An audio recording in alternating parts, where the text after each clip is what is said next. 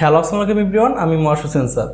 আজকে আমরা দেখব কিভাবে খুব সহজে আমাদের সি প্যানেলে পিপ্রাপে ইনস্টল করতে পারি। প্রথমে আমাদেরকে সি প্যানেলে লগ ইন করতে হবে, তারপর এখান থেকে সার্চ করতে হবে ডোমেইন।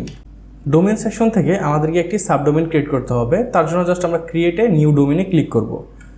মনে রাখতে হবে আপনি চাইলে মেইন ডোমেইনে ইনস্টল করতে পারেন, তবে আমাদের মধ্যে ম্যাক্সিমামই সাবডোমেইনে যেহেতু আমরা ইনস্টল করব, তার জন্য আমরা সাবডোমেইনে কীভাবে ইনস্টল করতে হবে এটা দেখাচ্ছি। মেইন ডোমেইন এবং সাবডোমেইনে সেম ওয়েতেই ইনস্টল করা যায়, তো এখানে কোনো পার্থক্য নেই। এখানে আমরা আমাদের সাবডোমেইনটি দিয়ে দিব। যেহেতু এটি হচ্ছে আমাদের মেইন ডোমেইন, আমরা জাস্ট সাপোজ পে ডট আমাদের যে সাইট থাকবে বা যে ডোমেইন থাকবে ওইটা দিয়ে জাস্ট হচ্ছে আমরা সাবমিটে ক্লিক করব। এখানে লোডিং হচ্ছে এবং আমাদের ডোমেইনটি ক্রিয়েট হয়ে গেছে। এখন পরবর্তী স্টেপ হচ্ছে আমাদেরকে একটি ডাটাবেস ক্রিয়েট করতে হবে এবং একটি ইউজার ক্রিয়েট করতে হবে এবং দুটোর মধ্যে আমাদের প্রিভিলেজ পারমিশনগুলো দিয়ে দিতে হবে। তো আমরা আবার হচ্ছে ব্যাকে যাব বা হোমে যাব। এখান থেকে আমরা হচ্ছে মাইএসকিউএল সার্চ করতে পারি। এখান থেকে ম্যানেজ মাই ডাটাবেস অপশনে আমাদেরকে অপশনে যেতে হবে। তারপর হচ্ছে এখান থেকে আমাদেরকে একটি ডাটাবেস ক্রিয়েট করতে হবে, তার জন্য আমাদের ডাটাবেস নেম দিতে হবে। তো আমরা সাপোজ টিউটোরিয়াল পারপাসে হচ্ছে এখানে পিপ্রাপে দিয়ে দিলাম। তারপর হচ্ছে আমরা ক্রিয়েট ডাটাবেসে ক্লিক করব এবং দেখতেই পারতেছেন এখানে লোডিং হচ্ছিল এবং এটি ক্রিয়েট হয়ে গিয়েছে। তো এখন আমরা হচ্ছে একটি ইউজার ক্রিয়েট করব। আমরা জাস্ট হচ্ছে সেম অ্যাগেন আমরা সেমভাবে পিপ্রাপেকে ইউজার হিসেবে বসিয়ে দিলাম এবং এইখানে আমাদেরকে পাসওয়ার্ড দিতে হবে সহজে, যাতে হচ্ছে আমরা পরবর্তী বুঝতে পারি। তার জন্য হচ্ছে আমি পাসওয়ার্ডে সেম জিনিস দিয়ে দিয়েছি, আপনারা স্ট্রং পাসওয়ার্ড দিতে পারেন। তো আমি হচ্ছে জাস্ট ক্রিয়েট ইউজারে দিয়ে দিব। তো এখানে হচ্ছে আমার ডাটাবেসটার যে ইউজার রয়েছে ওটা ক্রিয়েট হয়ে গিয়েছে। এখন আমাদেরকে ইউজার এবং ডাটাবেসকে অ্যাড করতে হবে। এখানে জাস্ট আমরা অ্যাডে ক্লিক করব এবং হচ্ছে অল প্রিভিলেজ পারমিশনে গিয়ে আমরা মেক চেঞ্জে ক্লিক করব। এখানে লোডিং হয়েছিল এবং হচ্ছে এটা কমপ্লিট হয়ে গিয়েছে। তো এখন আমাদের ডাটাবেসেরও কাজ শেষ। এখন হচ্ছে আমাদেরকে ফাইল ম্যানেজারে যেতে হবে। তো আমরা হচ্ছে ফাইল ম্যানেজারে ক্লিক করার পর এখানে হচ্ছে এটা লোডিং হবে এবং আমরা হচ্ছে চলে যাব public_html এ। ওইখান থেকে আমাদের হচ্ছে যে সাবডোমেইনটি রয়েছে ওইটিতে। তো দেখতে পাচ্ছেন pay.bdhart.site, যেটা আমরা সাবডোমেইন ক্রিয়েট করেছিলাম। এই ফাইলটা হচ্ছে এখন এমটি। আমরা হচ্ছে আমাদের যে জিপ ফাইল রয়েছে বা পিপ্রাপের যে ফাইলটা রয়েছে ওটা আপলোড করব। তো আমরা জাস্ট এখানে হচ্ছে আপলোডে ক্লিক করব এবং হচ্ছে আমরা গিটহাব থেকে ডাউনলোড করে নিতে হবে প্রথমে পিপ্রাপের যে রিপোজিটরিটা রয়েছে। এখান থেকে আমরা হচ্ছে চাইলে ডাউনলোড করে নিতে পারি। আমি আপনাদেরকে রেকমেন্ড করবো অলওয়েজ আপডেটটা ডাউনলোড করে নেবেন। আপনার কাছে যদি ইতিমধ্যে একটি এক্সিস্টিং থাকেও তা হচ্ছে আপনি আপডেটটা ডাউনলোড করে নেবেন।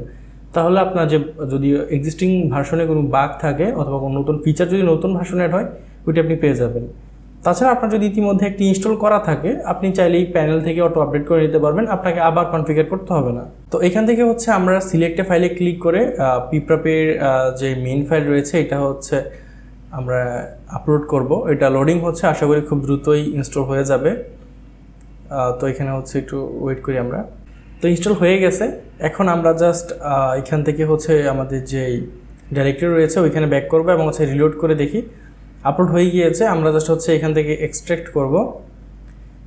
তো এক্সট্রাক্ট করার পর হচ্ছে আমরা জাস্ট রিলোড দিব।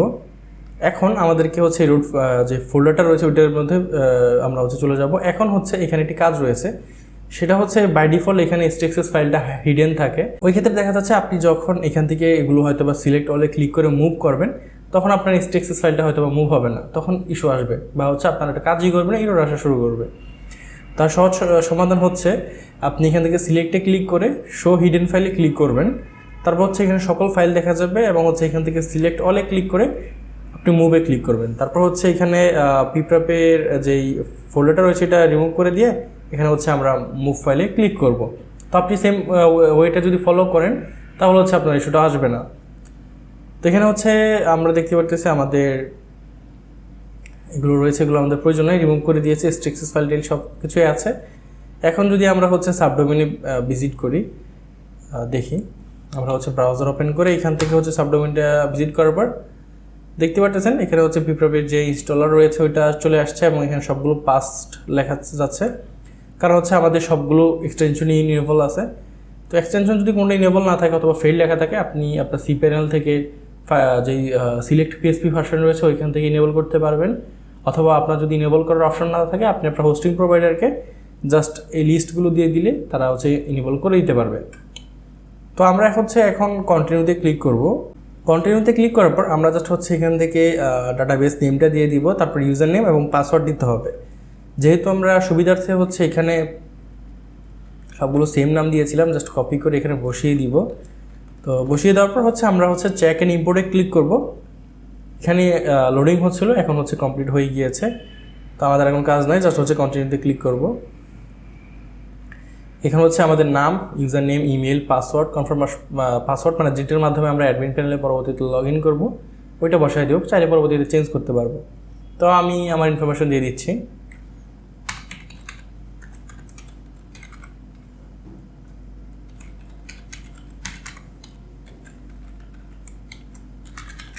সিকিউরিটি পারপাসে হচ্ছে এগুলো ইনফরমেশন হাইড থাকবে, তাহলে তো এই ক্ষেত্রে দেখা যাচ্ছে যেগুলো হয়তো ব্লার থাকতে পারে। কমপ্লিট হয়ে গিয়েছে, এখন হচ্ছে আমরা গো টু ড্যাশবোর্ডে যাব। তারপর হচ্ছে আমরা এখানে হচ্ছে আমাদের ইমেল পাসওয়ার্ড দিয়ে জাস্ট হচ্ছে আমরা হচ্ছে সাইন ইনে ক্লিক করব। তো দেখতে পাচ্ছেন পিপ্রাপে সাকসেসফুলি ইনস্টল হয়ে গিয়েছে কোনো ধরনের ইস্যু ছাড়া। আপনারা চাইলে খুব সহজেই এভাবে পিপ্রাপে পেমেন্ট প্যানেল যেটা রয়েছে ওইটা আপনার সাবডোমেইন ইনস্টল করতে পারবেন। তাছাড়া কোনো ধরনের ইস্যু হলে অবশ্যই আমাদের কমিউনিটিতে জানাবেন, আমাদের টিম অথবা আমাদের যে কমিউনিটি মেম্বার রয়েছে তারা অবশ্যই আপনাকে হেল্প করবে। তাছাড়া যেহেতু পিপ্রাপে একটি ফ্রি এবং ওপেন সোর্স, ওই ক্ষেত্রে আশা করি আপনিও আপনার যে ফ্রেন্ড রয়েছে অথবা যারা গ্রুপে পোস্ট করবে তাদেরকে আপনি হেল্প করবেন আপনি যতটুকু বুঝবেন। তাছাড়া আপনি চাইলেই ইজিলি পিপ্রাপের মাধ্যমে আপনার প্রয়োজনীয় সকল কিছুই মডিউল, প্লাগইন, থিম সব কিছু বিল্ড করতে পারবেন। তো নেক্সট ভিডিওতে আমরা ধীরে ধীরে সবগুলো বিষয়ে জানতে থাকবো। তো আজকের ভিডিওটি এতটুকুই। যদি ভালো লাগে চ্যানেলটা সাবস্ক্রাইব করে দিবেন অথবা ফেসবুকে দেখে থাকলে ফলো করে দিবেন, যাতে পরবর্তীতে যে টিউটোরিয়ালগুলো আসবে সেগুলো আপনি দেখতে পারেন। আর সর্বশেষ আপনাকে অবশ্যই ডকুমেন্টেশন ফলো করতে হবে। ভিডিও অনেক সময় দেখা যায় যে ভিডিওর যে ইউআই দেখতেছেন ওইটা হয়তো বা থাকবে না, ইউআই চেঞ্জ হয়ে যেতে পারে, তখন হচ্ছে আপনার ডকুমেন্টেশন আপনাকে হেল্প করবে। তো আপনি দেখা যাচ্ছে help.piprape.com-এ ভিজিট করে আপনি আপডেটেড ডকুমেন্টেশন বা ইনস্টলেশন যে ডকুমেন্টেশন রয়েছে এগুলো আপনি দেখে নিতে পারবেন। আসসালামু আলাইকুম।